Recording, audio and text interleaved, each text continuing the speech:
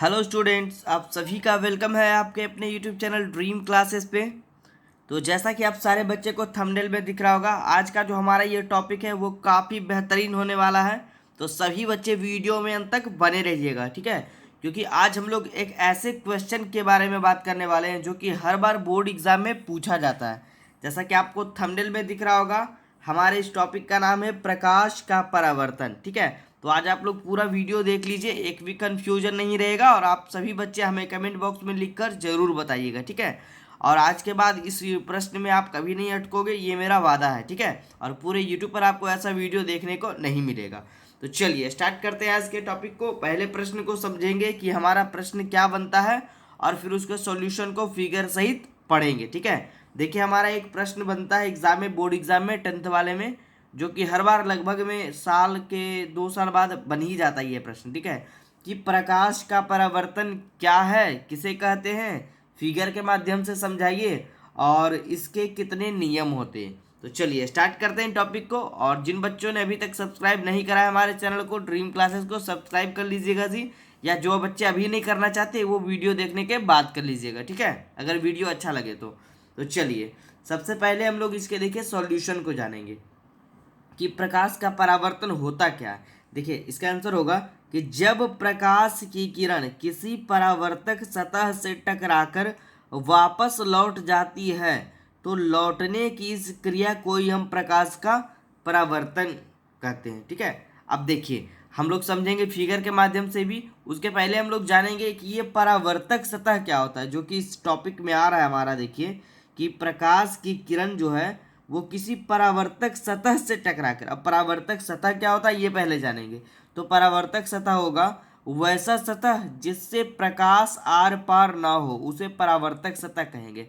जैसे मान लीजिए आप एक कोई कॉपी ले लीजिए या फिर कोई लकड़ी वगैरह का टुकड़ा ले लीजिए, उससे प्रकाश आर पार ना हो, वैसे सतह को हम लोग परावर्तक सतह बोलेंगे, ठीक है। अब देखिए, हमारा परिभाषा क्या था जी कि जब प्रकाश की किरण किसी परावर्तक सतह से टकराकर वापस लौट जाती है। ये देखिए हमारा फिगर, ठीक है। आप लोग समझिएगा, फिगर के माध्यम से आपका सारा टॉपिक जो है वो एकदम यहाँ पे क्लियर रहेगा।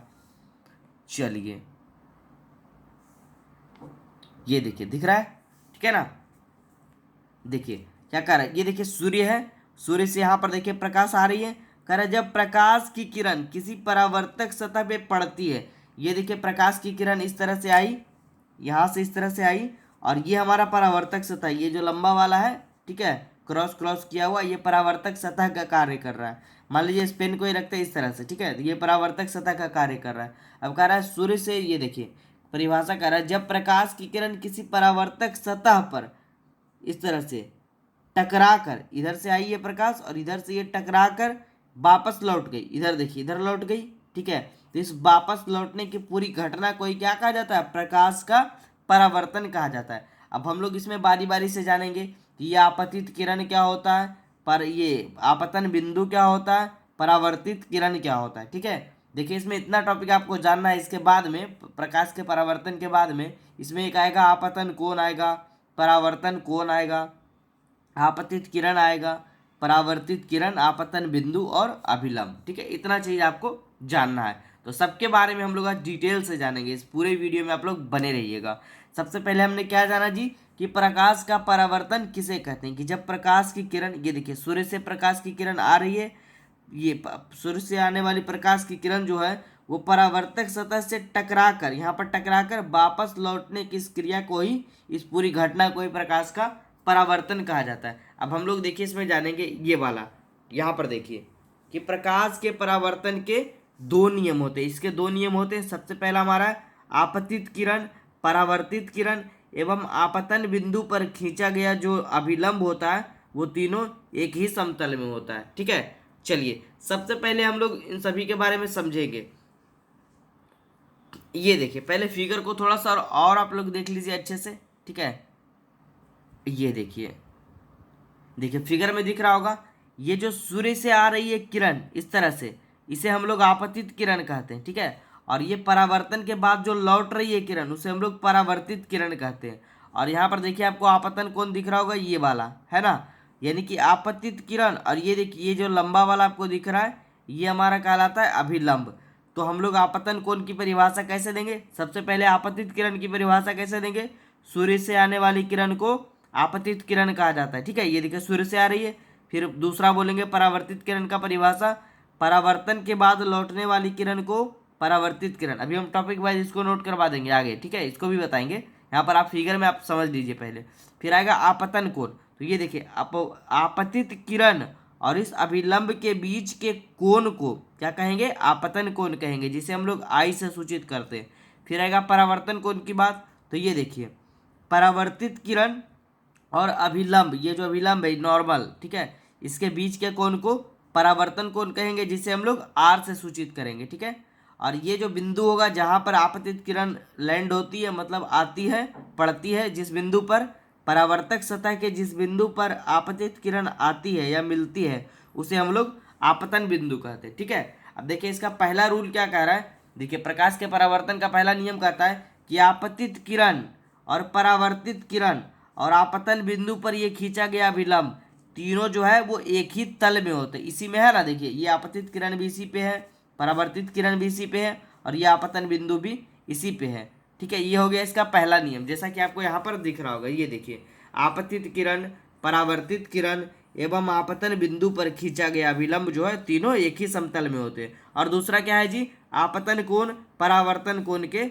बराबर होता है, अर्थात कोण आई बराबर कोण आर, जैसा कि देखिए यहाँ पर आपको दिख रहा होगा। ठीक है, कि ये जो देखिए आपतन कोण है, ये वाला आपतन कोण और ये परावर्तन कोण आपस में क्या होता है? इक्वल होता है, बराबर होता है। ये था इसका दो नियम। अब हम लोग इसके इन सारे टॉपिक्स को थोड़ा थोड़ा सा जान लेते हैं तो हमारा ये टॉपिक एकदम क्लियर हो जाएगा। ठीक है, ये आपतित किरण की परिभाषा आप लोग नोट कर लीजिएगा।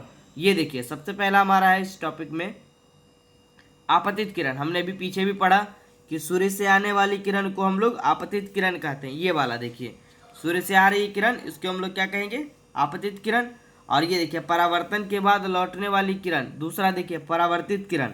प्रकाश के परावर्तन के बाद लौटने वाली किरण को परावर्तित किरण कहेंगे। एक था हमारा आपतन बिंदु, तो सूर्य से आने वाली किरणें जो परावर्तक सतह के जिस बिंदु पर, अभी हमने पीछे बताया था फिगर में, आपतित होती है मतलब पड़ती है, उसे हम लोग आपतन बिंदु कहते हैं। इसके बारे में कह रहा है जी। ठीक है, इसके बारे में कह रहा है, इस बिंदु के बारे में आपतन बिंदु कहा जाता है। फिर हमारा एक है अभिलंब। ठीक है, ये भी आपको दिख रहा होगा। तो इसका परिभाषा होगा कि किसी समतल सतह के किसी बिंदु पर खींचे गए लंब को उस बिंदु पर अभिलंब कहा जाता है। किसी समतल सतह पर, ये देखिए क्या था अभी देखिए, किसी समतल सतह, ये एक समतल सतह है, समतल सतह के किसी बिंदु पर, इस बिंदु पर खींचे गए लंब, खींचे गए इस लंब को क्या कहा जाता है? अभिलंब कहा जाता है। उस बिंदु पर अभिलंब कहा जाता है। और एक हमारा इसमें है लास्ट में, दो और बचा है, आपतन कोण। ये देखिए आपतित किरण और अभिलंब के बीच के कोण को आपतन कोण कहा जाता है। ये देखिए है ना, ये देखिए इसके बारे में बोल रहा था, आपतन कोण के बारे में। तो आपतित किरण और अभिलंब के बीच के कोण को आपतन कोण कहा जाता है। इसके बाद एक पढ़ना है हमें परावर्तित किरण, ये सॉरी परावर्तन कोण। तो ये देखिए क्या होगा? परावर्तित किरण और अभिलंब के बीच के कोण को परावर्तन कोण कहा जाता है। ये देखिए जैसा कि आपको यहाँ पर दिख रहा होगा, ये देखिए। ठीक है, परावर्तित किरण और अभिलंब के बीच के कोण को परावर्तन कोण कहा जाता है। यहाँ पर देखिए है ना, ये परावर्तन कोण के बारे में कह रहा है। परावर्तित किरण और इस अभिलंब के इस बीच के कोण को, जैसे कि आर से डिनोट करते हैं, परावर्तन कोण कहा जाता है। ठीक है, तो ये था हमारा पूरा प्रकाश का परावर्तन, जो कि कक्षा 10 में आपको पढ़नी है। तो मुझे उम्मीद है कि ये टॉपिक आप सभी बच्चों का जरूर क्लियर कर पाए होंगे हम। ठीक है, और जिन बच्चों का क्लियर नहीं हो पाया, अभी भी कुछ डाउट है, तो वो हमारे कमेंट बॉक्स में जरूर लिखिएगा। ठीक है, और हमारे चैनल को सब्सक्राइब कर लीजिए अगर वीडियो अच्छा लगे हो। ठीक है, और लाइक व शेयर जरूर करिए। तो thank you for watching this video. बने रहिए इसी तरह से ड्रीम क्लासेस के साथ, और आगे इसी तरह के वीडियोस पाने के लिए आप हमारे चैनल को सब्सक्राइब कर लीजिए। ठीक है।